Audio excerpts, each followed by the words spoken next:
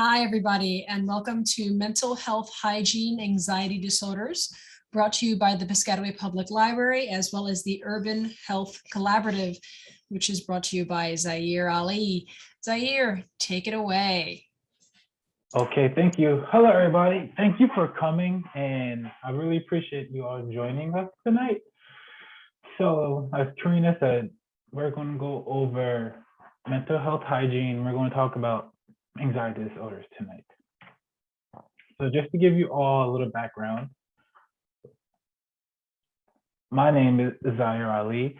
I am the founder and executive director of the Urban Health Collaborative. I'm from Plainfield, New Jersey. I have master's degrees in public health and education, and I'm a current PhD student in public health. And my concentration is community health and health policy. And my background are in children, youth, and families, urban education and school climate, and also urban health systems. And who are we? I'll tell you a little bit more about us. So the Urban Health Collaborative, our mission is to shift mindsets and help the world believe it can be a better place.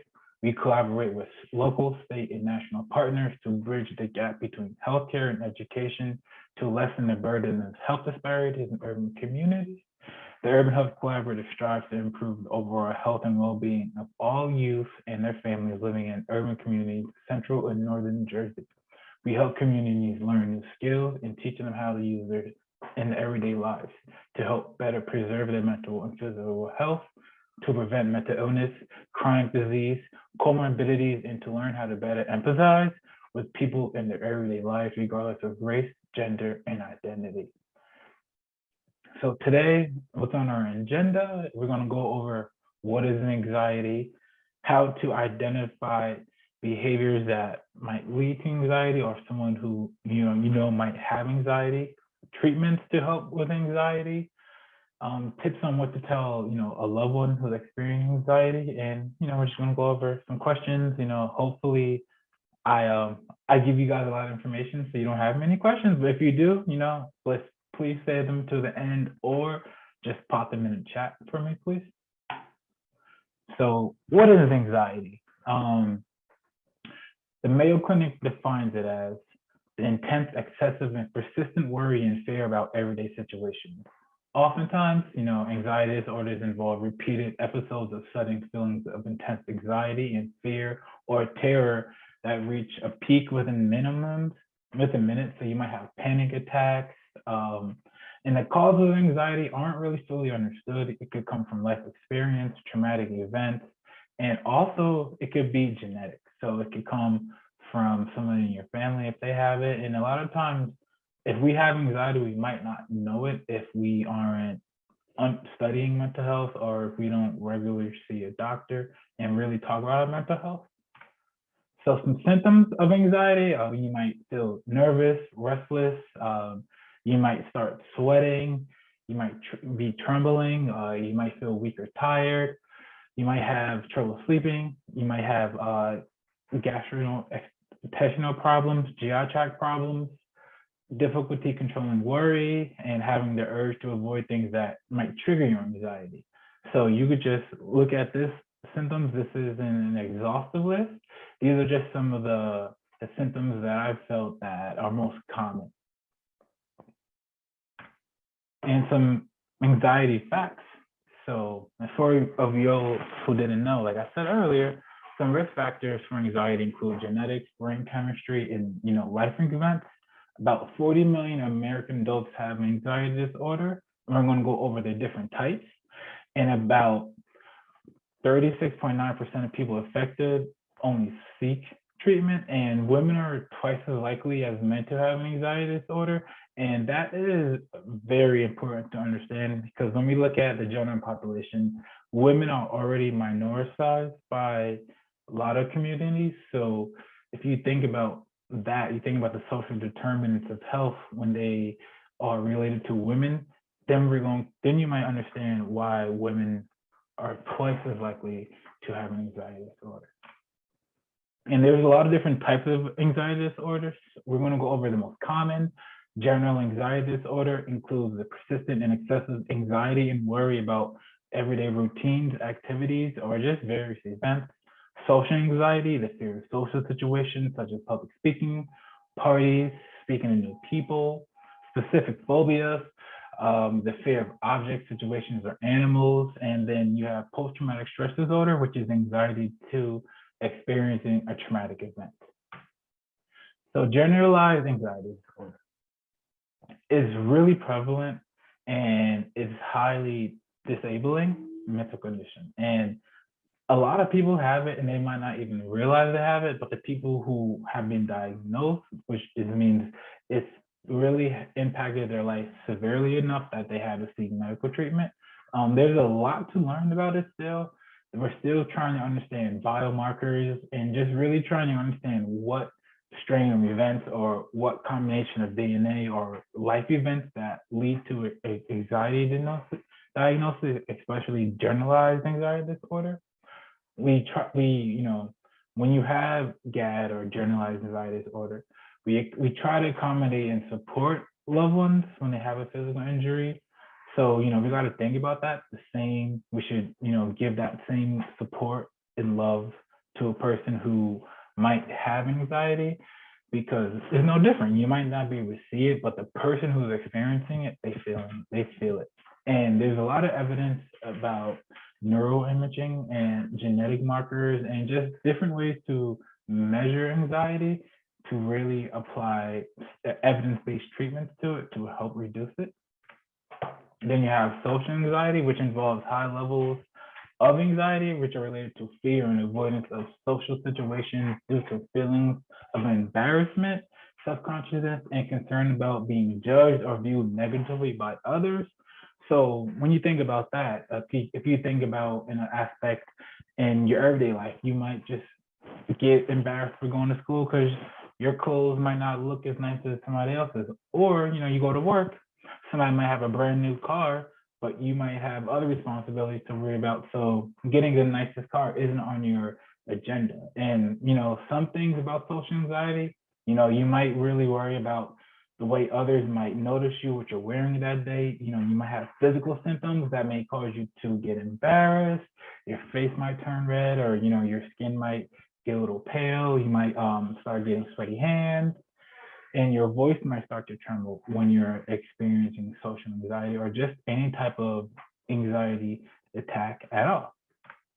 Then there's specific phobias, which can get characterized by major anxiety when you're exposed to an object or a situation which you might be scared of, or which may elicit some type of physiological response. For example, people who are afraid of airplanes, tight spaces, certain animals, loud noises, thunderstorms, fear of natural disasters, getting shot, just seeing blood, and other things of that nature. And then we're going to go over a little bit of post-traumatic stress disorder. Some of you might know it as PTSD. And post-traumatic stress disorder is a mental health condition that is triggered by a terrifying event, either experiencing or witnessing it. And now there's a lot of new research coming on about the news and what's been happening in the last, I would say, decade about police shootings being recorded. That's also being looked at, and seeing how that impacts people and how that third person perspective, what we should do to prevent that from impacting people negatively. Because as we see, social media, TV, the news, there's just so much negativity, so that impacts us. And when we have PTSD, there's some things we might have flashbacks of, we might have nightmares, we might have just severe anxiety over the smallest things. When a person is diagnosed with PTSD, or just even the symptoms, so we could look out for it, a person might have extreme change of mood. They might avoid doing things they used to really enjoy doing, or going to some of the places in their past life, who might be triggers now, but in the past might have brought them extreme happiness. So if a person is very much drawn from their friends group or from their family, or maybe somebody from your religious group or from church, you might have gone out with them every Sunday after, seeing them, go out for lunch, go out for breakfast, Either or, they might not do that anymore. A person might be very active in a friend circle or group chat. They might be withdrawn from that. So those are a lot of things to just look out for that we should just be aware of as humans, as friends, as mothers, as parents, all of the above. So there's some hidden behaviors, some with anxiety.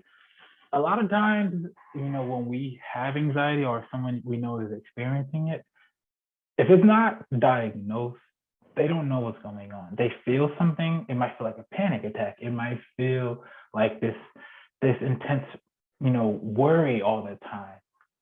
But they might not know if we don't have the right people around us to see what's going on, to know the warning signs, or if we just don't feel like we can express ourselves to our friends, our family, our parents, our teachers.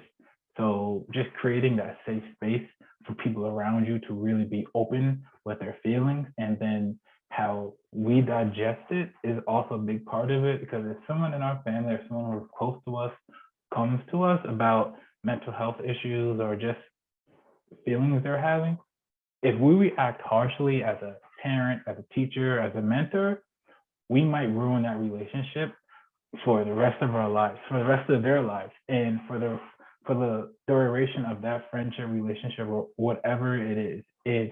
Those ramifications might not seem a lot in the moment, but in the long run, it could really tarnish a relationship. If I had a child and they came to me about mental health and I reacted harshly to them or downplayed whatever they're feeling, or even just tried to say to them that their feelings don't matter and that they're younger or that their life is easy because I've had it so hard, I could ruin their relationship. And if something really is serious, and if my student or my child or just even a colleague of mine really might have a serious problem, they might be scared to tell it to the next person. And that's when it really becomes an issue. Because when we internalize these feelings, that's when we start doing injurious and self-destructive behaviors. And sometimes we might see people acting harshly outwardly to others, to themselves. So it's a lot of times, like this slide, we might seem like we're okay, we might seem like we're doing fine on the outside, but what's really under that smile? That's the one thing we have to be really thoughtful of it and just really keep that close to our hearts, because what I'm feeling, what you're feeling, we might not be able to understand them, but we have to make sure that we validate the other person's feelings and be there, because that one call might be the only call you get. So just moving on. So some behavior, as we were talking about, procrastination is a huge behavior that kind of relates to anxiety, kind of might not, but if you think about it in real life, let's talk about the situation, right?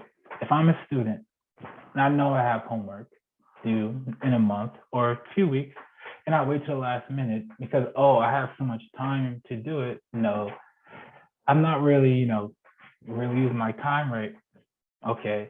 But think about what's behind that. Why don't I want to do my work right now? I have nothing to do, right? So why aren't I doing it? Why isn't my child doing their homework? Why is my subordinate at work not being productive? Something might be going on that you may not see. So being kind, giving that space to be open to you is really important.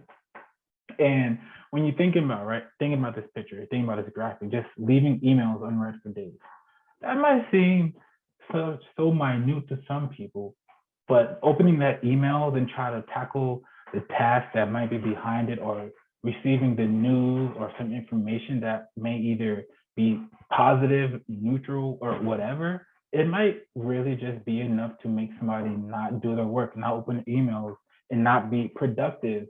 Or, like I said, you might see your child not doing their homework or being withdrawn. It's because there's a lot of things that might be going on that they can't process. So like I said, creating that space for them to speak about it is essential. Negative self-talk. That's another behavior, and negative self-talk is just one part of it, but negative behaviors, negative effect towards others. You might have seen a student or a friend who always been really happy, cheerful, but then all of a sudden you just see their mood flip. That's something to be concerned of.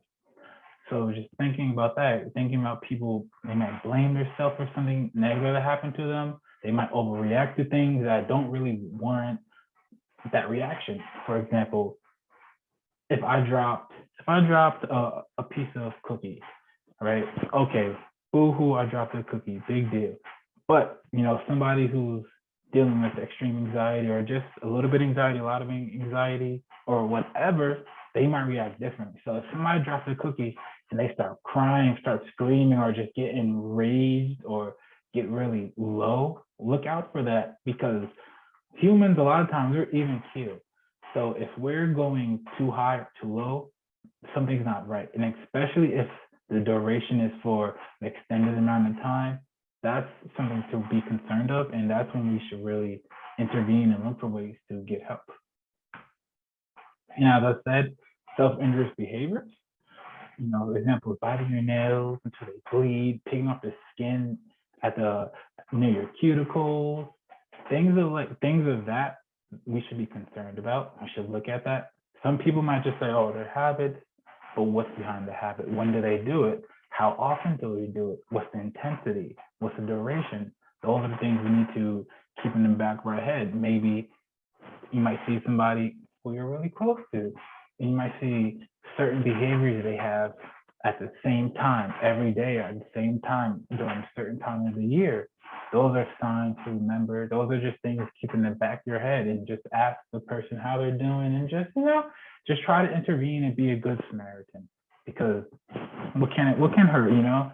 What can giving them the space to confide in you, or giving them the space to release them from whatever trance they're in, whether it's something about family, whether it's a bad day they had at school or at work, just being there for them and giving them a little bit of space, giving them some empathy, because we never know what's going on in the other person's mind. We don't have to relate to them all the time, but being neutral and just being a support is very helpful. It can be. And a person with anxiety, this is a very complex issue. When you think about insecurities can make people doubt themselves. They can make people hate others, hate themselves, because when we don't love ourselves, when we second guess ourselves, when we overthink our life, and we don't think we're good enough, that has a lot of negative effects, because we implode a lot of times. And when we constantly doubt ourselves, when we're constantly harsh judging ourselves, and when we see these moves within ourselves, and we see other people reflect onto others, and you see a lot of countertransference going on, that's not normal. Because people like to love each other. People want relationships. People want to enjoy the community around. So when we're withdrawn and we implode and we start to really let our insecurities take over our lives, it impacts us, but it also impacts the people around us, because there's this dark cloud that just follows us. And even when we try to see happiness, it's hard. So that's a lot of what anxiety does.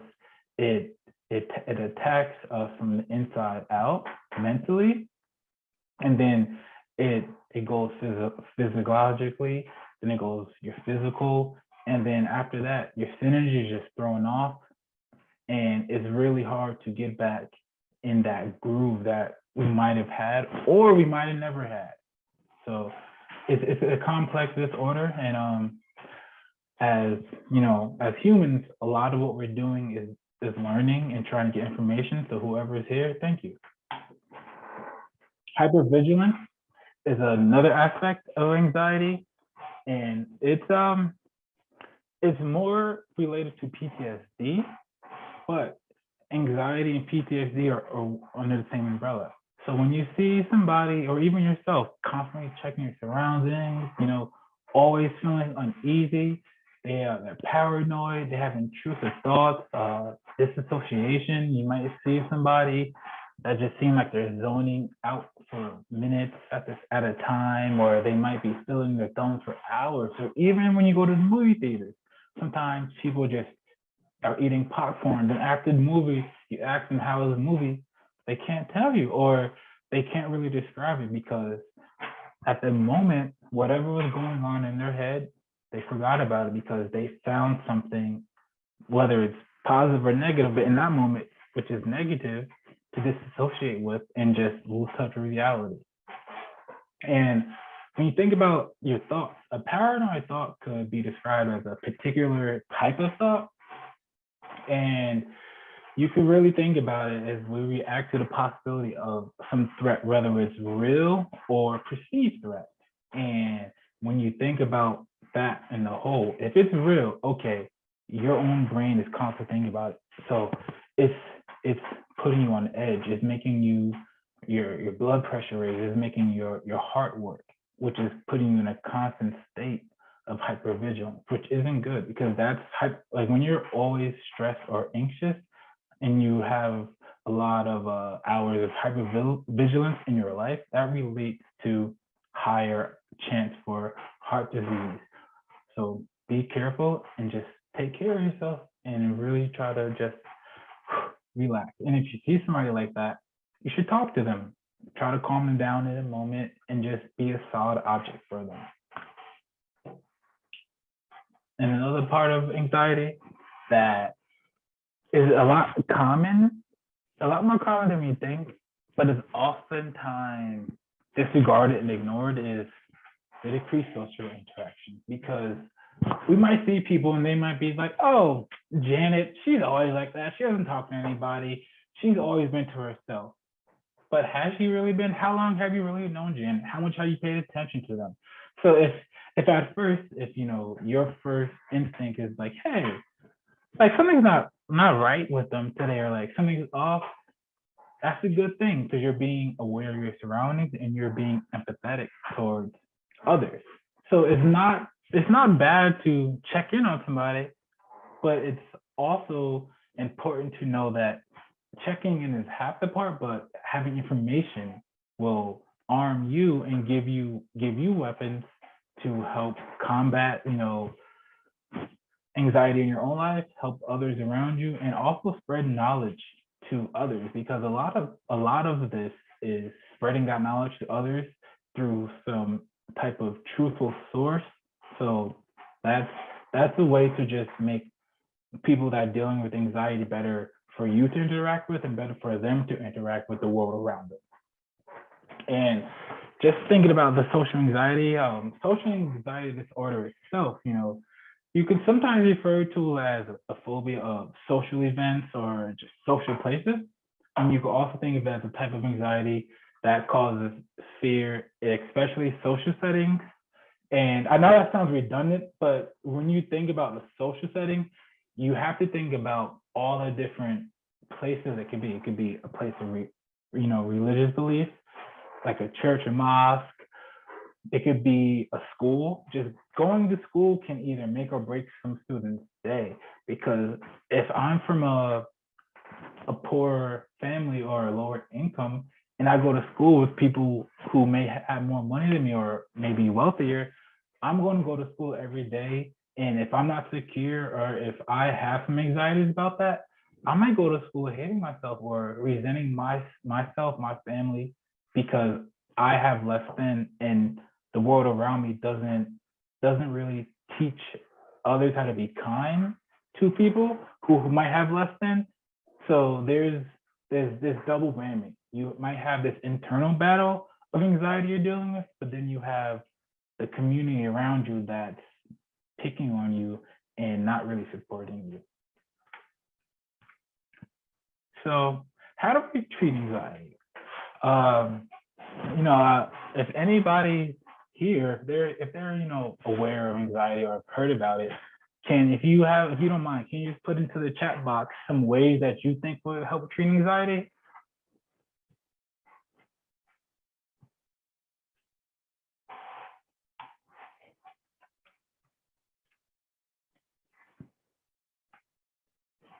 Yes, so prescription medication, that's one.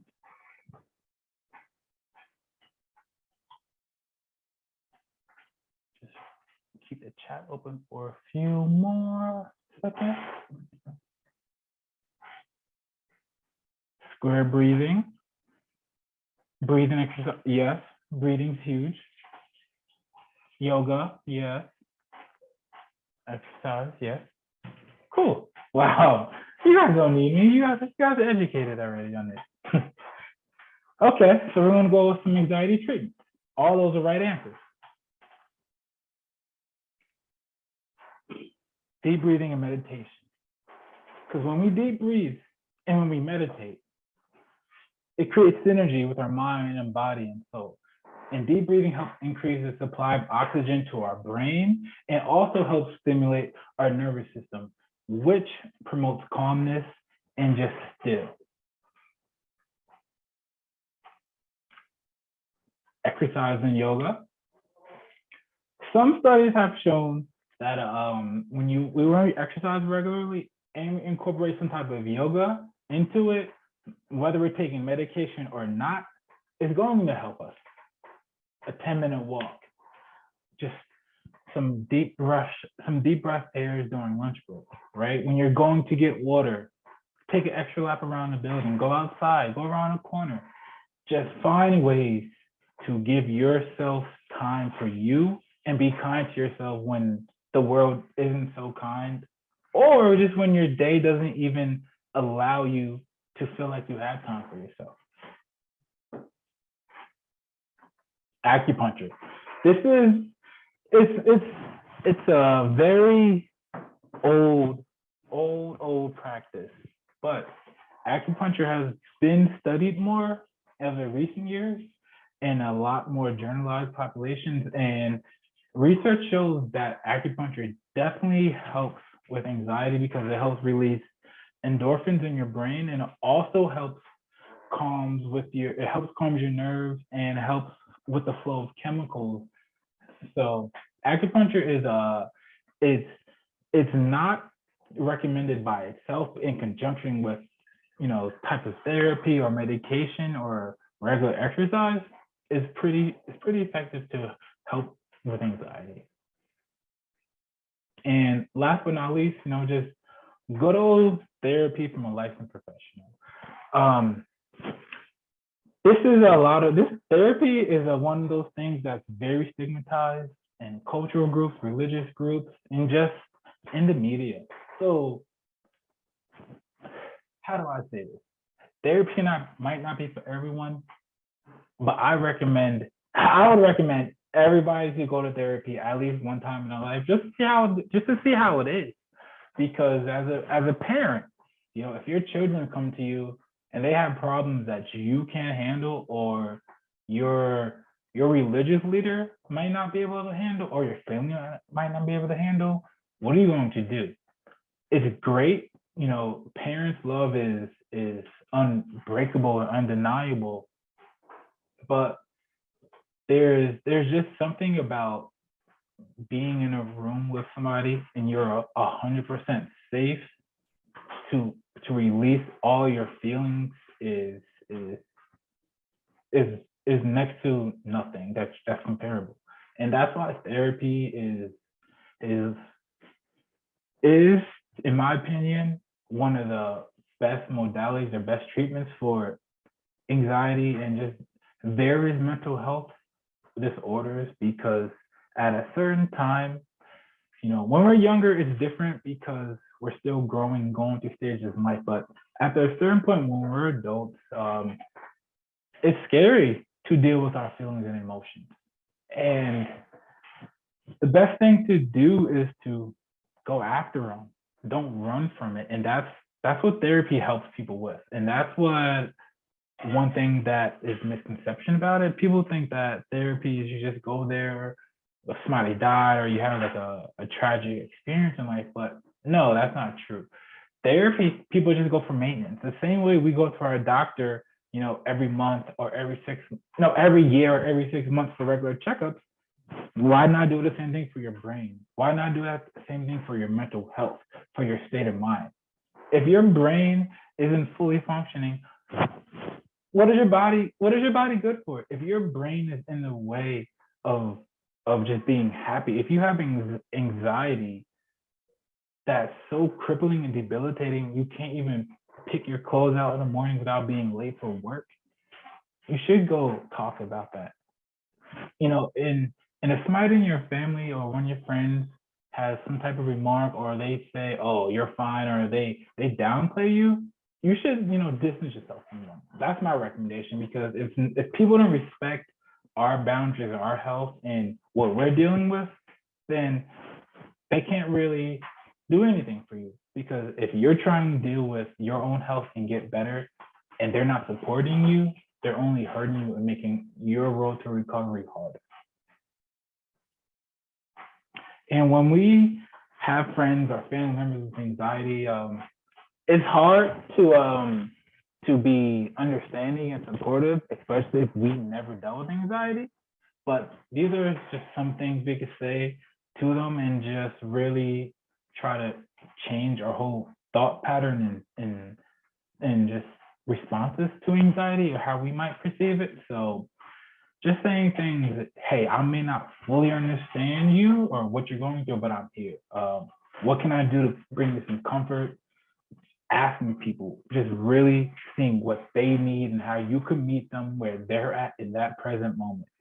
Just tell them, I see the real you, things of that nature. Very reassuring statements, very enduring statements, just to give them that positive support that you will be there for them physically and mentally. Let them know that you're proud of them. Just letting them know that they're not alone, and that if they do need alone time ever, you're going to be there to support them and give them that and respect their boundaries. But being there for them, however they ask you, is ultimately the best thing we can do for anybody that's dealing with any type of anxiety or just mental illness in general, especially if we as humans ourselves can't understand what they are going through.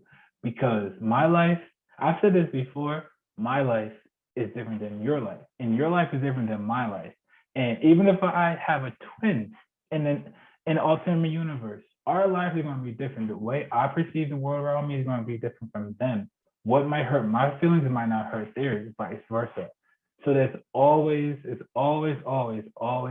it's just utterly important to be empathetic to others and to also be kind to ourselves, because the world around us isn't, and it trains us to be hard on ourselves. It trains us to be perfectionists. It trains us to be better than what we don't even know we need to be. That's an oxymoron, and that's a hyperbole, because a lot of times we don't even know our own purpose. We don't even know where we should go, and we're trying to figure it out with the help of people who are also as confused as we are. So taking every day with a grain of salt and just giving yourself 100% empathy and kindness is all we can do as humans to support ourselves and to support others, because anxiety is a normal part of life. If I'm taking a test, I might feel it, right?